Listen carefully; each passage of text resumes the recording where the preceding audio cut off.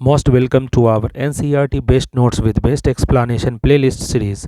Today we will discuss NCERT Class 6 Social and Political Life 1 Chapter 9 Urban Livelihood Notes. This chapter explores the various ways people earn a livelihoods in urban areas, towns, and cities, highlighting the diversity of work found in the city environments and the different condition of employment. इस chapter में क्या पढ़ना है? ये chapter explore करेगा।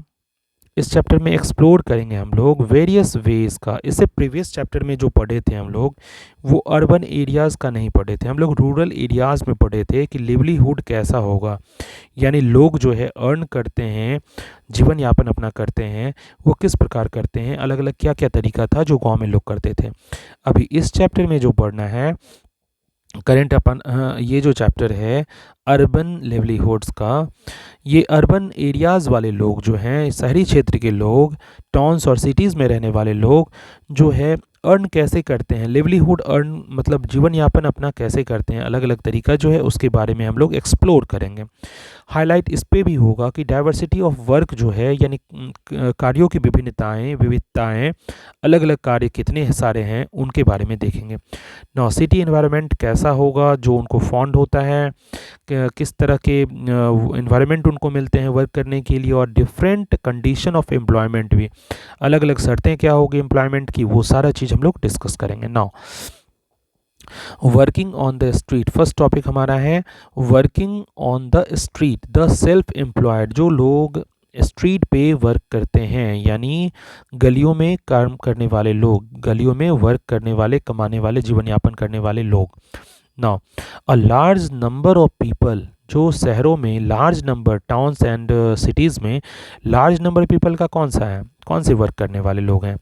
इन a city work on the street पे, यानी लोग जो स्ट्रीट पे, गलियों में, सड़कों पे काम करने वाले जो लोग हैं उन्हीं का सबसे ज़्यादा लार्ज नंबर है पीपल का। Making up the informal sector और सेल्फ एम्प्लॉयड, इनको इनफॉर्मल सेक्टर कहा जाता है। ये आगे क्लासेस में और भी अच्छे से हम लोग डिस्कस करेंगे। अभी बस इतना समझिए कि इनफॉर्मल सेक्टर वो सेक्टर होता है जिनमें सब चीज़ फिक्स नहीं होता है, मतलब वो फॉर्मेलिटीज़ वाली, यानी इनको जॉब की सिक्योरिटी नहीं होती है, बहुत सारी चीज़ों का इनको फ़ायदा नहीं मिलता है, इन पे ध्यान भी लोगों का नहीं जाता है। तो इनफॉर्मल सेक्टर जो है, ठेले वाले लोग या जो स्ट्रीट पे वर्क करते हैं, ये सारे इनफॉर्मल सेक्टर में काउंट होंगे, और इनको सेल्फ एम्प्लॉयड भी कहा जा सकता है। तो a large number of people in a city work on the street, लोग जो हैं, बहुत सारे लोग जो शहर में हैं वर्क सिटी पे ही स्ट्रीट पे ही वर्क करते हैं, और making up the informal sector, ये इनफॉर्मल सेक्टर को बनाते हैं और सेल्फ एम्प्लॉयड भी कहलाते हैं। एग्जाम्पल क्या होगा, वेंडर्स, जो वेंडर्स होते हैं, जो वेजिटेबल वाले होते हैं या फ्लावर वाले होते हैं, न्यूज़पेपर वाले होते हैं, कॉबलर्स यानी मोची होते हैं, हॉकर्स होते हैं जो सेल करते हैं स्नैक्स को, पीपल होते हैं जो सेलिंग करते हैं स्टेशनरी सामानों को, और हाउस होल्ड गुड को भी सेल करने वाले लोग, रिक्शा पुलर होते हैं। ये सारे क्या हैं, एग्जाम्पल्स हैं, किसके एग्जाम्पल हैं, स्ट्रीट पे वर्क करने वाले लोगों का, जो इनफॉर्मल सेक्टर बनाते हैं, जिनको सेल्फ एम्प्लॉयमेंट भी कह सकते हैं। ना इनकी कैरेक्टरिस्टिक्स क्या होती है देखते हैं। दे ऑर्गेनाइज, सबसे पहला कैरेक्टरिस्टिक्स क्या है, they organise their own work, इनका काम जो होता है ये खुद संभालते हैं, इनका वर्क जो है ये खुद ऑर्गेनाइज करते हैं। दूसरा क्या है, they have no fixed place, इनकी कोई फिक्स्ड प्लेस नहीं होती है, आज यहाँ दुकान लगा लिए और कल वहाँ लगाए, दैट मीन्स जहाँ जगह मिल गई सड़क के किनारे वहीं पे वो अपना दुकान स्टार्ट कर देते हैं। They have no fixed place to work, उनको अपना काम करने के लिए कोई फिक्स्ड प्लेस नहीं होती है। And often use the pavement और पब्लिक स्पेसेस, अक्सर वो पेवमेंट का यूज़ कर लेते हैं या पब्लिक स्पेसेस का यूज़ कर लेते हैं। थर्ड कैरेक्टरिस्टिक्स में देखते हैं, their work can be stopped, उनका काम बंद भी किया जा सकता है बाय द पुलिस, पुलिस उनकी काम को पाबंदी भी लगा सकती है, या म्यूनिसिपल कॉरपोरेशन, जो बड़े शहरों में जो सिस्टम होता है ना म्यूनिसिपल कॉरपोरेशन, वो उनके वर्क को बंद भी कर सकती है। If they are seen as occupying public spaces illegally, अगर ये पता चल जाए, अगर ऐसा कुछ दिखने को मिल जाए कि इलीगली उन्होंने ऑक्यूपाई कर लिया है पब्लिक स्पेस को, तब उनका काम पे स्टॉप हो जाएगा, यानी वर्क उनका स्टॉप्ड कर देंगे। कौन? तो पुलिस भी और म्युनिसिपल कॉरपोरेशन भी। नाउ फोर्थ इनकी कैरेक्टरिस्टिक्स क्या है? They often face harassment and uncertainty, अक्सर उनको हरासमेंट फील करना होता है, फेस करना होता है। और अनसर्टेनिटी मतलब अनिश्चितता, मतलब आज है कल नहीं वर्क होगा, या हो सकता है उनका जो जगह जहाँ पे वो काम करते वो छिन जाए, या कंपटीशन के कारण प्रॉब्लम्स हो जाए।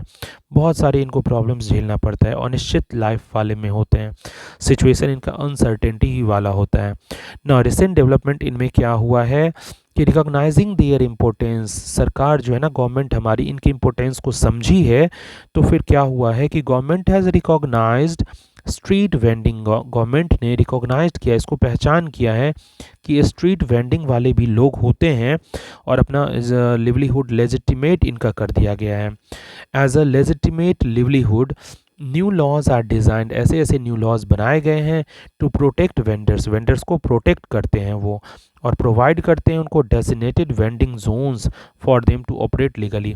अब ये जो इनका प्रॉब्लम है ना, ये कि उनका काम कभी भी पुलिस और म्युनिसिपल कॉरपोरेशन स्टॉप कर देते थे, तो ये बहुत बड़ी समस्या थी, इनको गवर्नमेंट ने ठीक कर लिया है। अब गवर्नमेंट क्या हुआ है कि न्यू लॉज ऐसे बनाए गए हैं कि वो वेंडर्स को प्रोटेक्ट कर लिए गए हैं। कैसे वो प्रोटेक्ट होते हैं?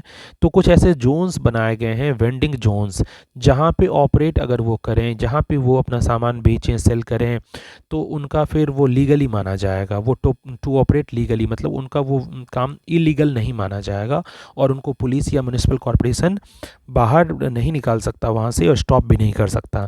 तो इस तरह से गवर्नमेंट इनका इम्पोर्टेंस जो समझा है, तो रिसेंट डेवलपमेंट से इनकी लाइफ जो है अब लेजिटिमेट हो गया है, दैट मीन्स वो लीगली हो गया है ना। बहुत अच्छा ये लाइफ अब कर रहे हैं, मतलब प्रोसेस में है, और वेंडिंग जोन्स में अपना बहुत अच्छा से फंक्शन अपना परफॉर्म कर लेते हैं। Now, working in the market, market में वर्क कैसे होता है? शॉप्स एंड बिजनेस, शॉप्स और बिजनेस के बारे में हम लोग डिटेल करेंगे। इन द मार्केट, मार्केट में होगा क्या? People are involve in business, market में लोग बिजनेस में इन्वॉल्व होते हैं, जैसे सेलिंग थिंग्स, सामानों को बेचने में, एंड प्रोवाइडिंग सर्विसेज, या कुछ सर्विस को प्रोवाइड करने में, थ्रू फिक्स्ड इस्टेब्लिशमेंट। मतलब ये वाला जो पार्ट है, इससे पहले हम लोग क्या पढ़े थे कि इससे पहले हम लोग पढ़े थे, ऐसा पार्ट था वर्किंग ऑन ए स्ट्रीट जिसमें स्पेस फिक्स नहीं होता था। अब जो हम लोग पढ़ेंगे वर्किंग इन द मार्केट वाला, शॉप और बिज़नेस वाला, जहाँ पे लोग इन्वॉल्व होते हैं बिज़नेस में, सेलिंग करते हैं थिंग्स को, प्रोवाइड करते हैं सर्विस को भी, और इनका फिक्स्ड स्पेस होगा। वेरी इंपॉर्टेंट कि इनका फिक्स्ड अपना स्पेस होता है, इनको कोई निकाल नहीं सकता है। तो म्युनिसिपल कॉरपोरेशन या पुलिस इनको ज़बरदस्ती या इलीगली बता के निकाल नहीं सकती है। तो फिक्स्ड एस्टेब्लिशमेंट इनका होगा। देखते हैं इसमें पार्ट 1 में क्या पढ़ना है। स्मॉल शॉप ऑनर के बारे में हम लोग पढ़ेंगे। सेकंड में हम लोग पढ़ेंगे लार्ज बिजनेस पर्सन के बारे में, और थर्ड पढ़ेंगे एम्प्लॉयड वर्कर्स के बारे में। इसी में हमारा परमानेंट एम्प्लॉयज़ के बारे में भी पढ़ेंगे ना।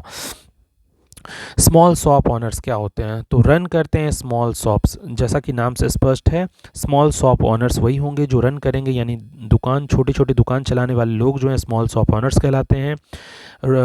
रन करते हैं स्मॉल शॉप्स को, यानी छोटे दुकान चलाते हैं, और सेल करते हैं स्पेसिफिक गुड्स को, कुछ विशेष प्रकार की वस्तुएं बेचते हैं, जैसे कि ग्रॉसरी का दुकान देखे होंगे, क्लॉथिंग का दुकान होगा, इलेक्ट्रॉनिक्स का शॉप होगा, मेडिसिन का शॉप होगा। They are also self employed, इनको भी सेल्फ एम्प्लॉयड कहा जाता है, but operate from a permanent shop structure. लेकिन होता क्या है, इनके पास परमानेंट शॉप स्ट्रक्चर होता है, ये भी वैसे सेल्फ एम्प्लॉयड ही कहे जाते हैं, लेकिन ऑपरेट ये कहाँ से करेंगे? तो इनका लीगल अपना एक शॉप स्ट्रक्चर होता है, वहीं पे अपना ये वो ऑपरेट करते हैं। इनको इलीगल बता के हटाया नहीं जा सकता है ना। लार्ज बिजनेस पर्सन क्या होंगे? तो ऑन लार्ज शोरूम्स, जिनके पास लार्ज शोरूम्स होगा, फैक्ट्रीज होगा, मल्टीपल स्टोर्स होगा, एंड दे रिक्वायर्ड, उनको रिक्वायर्ड होती है सिग्निफिकेंट कैपिटल का, बहुत ज़्यादा कैपिटल यानी पैसे की ज़रूरत होती है उनको, एंड ऑफन एम्प्लॉय करते हैं मेनी वर्कर्स, और बहुत सारा उनको वर्कर्स भी अपने वर्क के लिए लगाना पड़ता है। तो लार्ज बिजनेसमैन पर्सन ये थे। नो, एम्प्लॉयड वर्कर्स क्या है?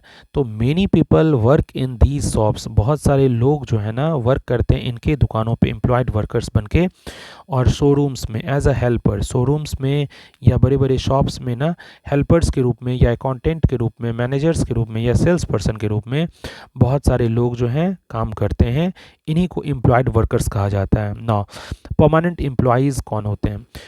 Those working in larger shops, जो बड़े बड़े शॉप्स में जो वर्क करते हैं, या एस्टेब्लिश्ड जो बिजनेसेस होती है, often have job security. Those working in large shops और इस्टेब्लिश्ड बिजनेसेस, मतलब वो लोग जो लार्जर शॉप्स और इस्टेब्लिश्ड बिजनेस में वर्क करते हैं, उनके पास जॉब सिक्योरिटी फिक्स होती है, उनके पास परमानेंट एम्प्लॉयज़ इसलिए कहा जाता है क्योंकि जॉब सिक्योरिटी होती है।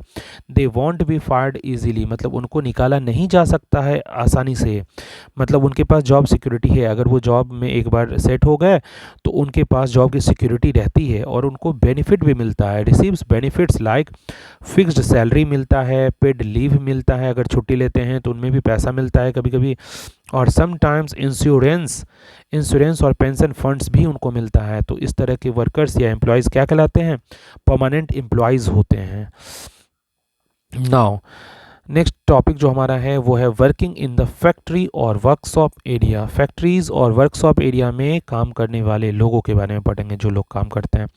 This involves people working in manufacturing and industrial settings, यानी इसमें उस तरह के लोग आते हैं जो मैन्युफैक्चरिंग का काम करते हैं या इंडस्ट्रियल सेटिंग का काम करते हैं, फैक्ट्रीज़ में काम करने वाले लोग होते हैं।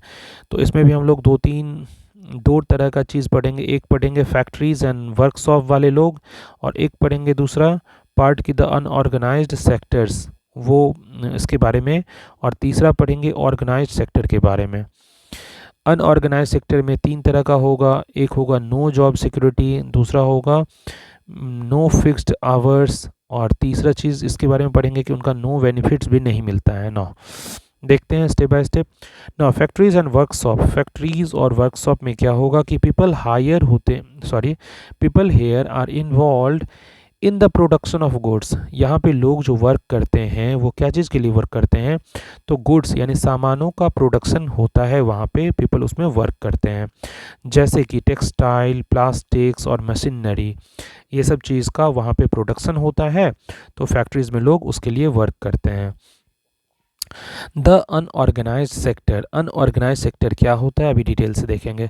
मैनी फैक्ट्री वर्कर्स जो होते हैं belong to the unorganise sector, जितने बहुत सारे फैक्ट्री के वर्कर ना अनऑर्गेनाइज सेक्टर माने जाते हैं, स्पेशली इन स्मॉल वर्कशॉप, जो छोटे छोटे वर्कशॉप वाले हैं ना, उनके फैक्ट्री के वर्कर अनऑर्गेनाइज सेक्टर वाले माने जाते हैं।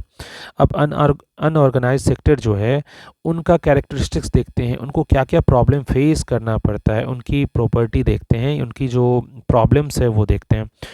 नो जॉब सिक्योरिटी, सबसे पहला तो है कि इनकी जॉब की सिक्योरिटी नहीं होगी, यानी workers can be asked to leave at any time, मतलब किसी भी समय उनको निकाल के बाहर कर दिया जाएगा।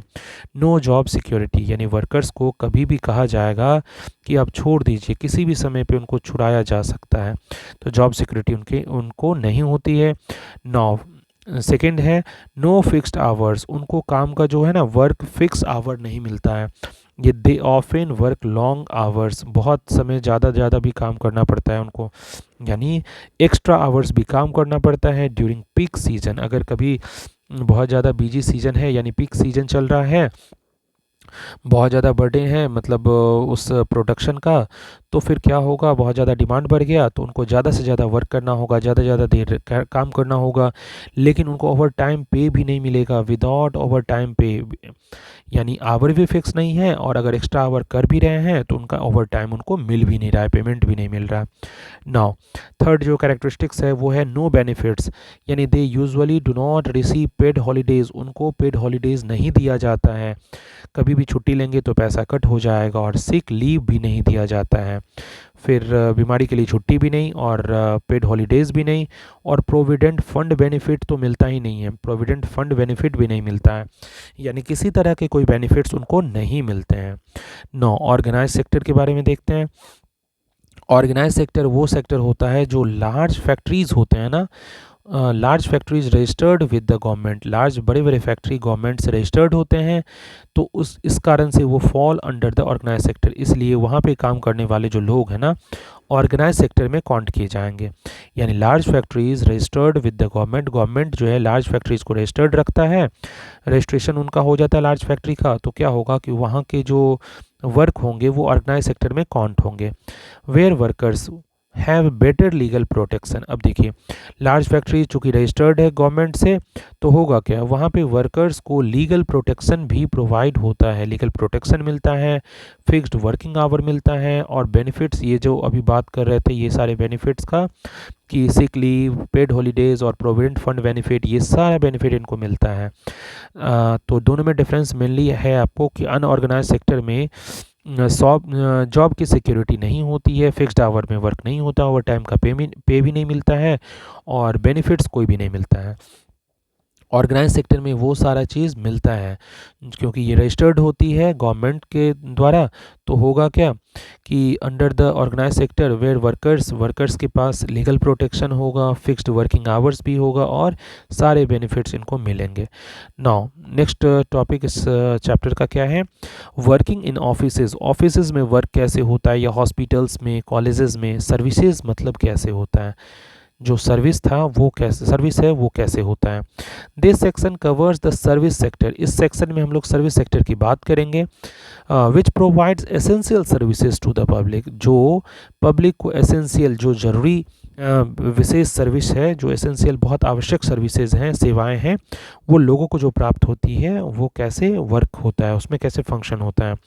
नो एग्जांपल्स देखते हैं, जैसे डॉक्टर हैं, नर्स है, टीचर्स है, इंजीनियर्स है, बैंकर्स हैं, एडमिनिस्ट्रेटिव स्टाफ्स हैं, कॉल सेंटर वर्कर्स हैं, ये सारे जो है ना इसके एग्जांपल हो गए, जो सारे सर्विस सेक्टर में आते हैं।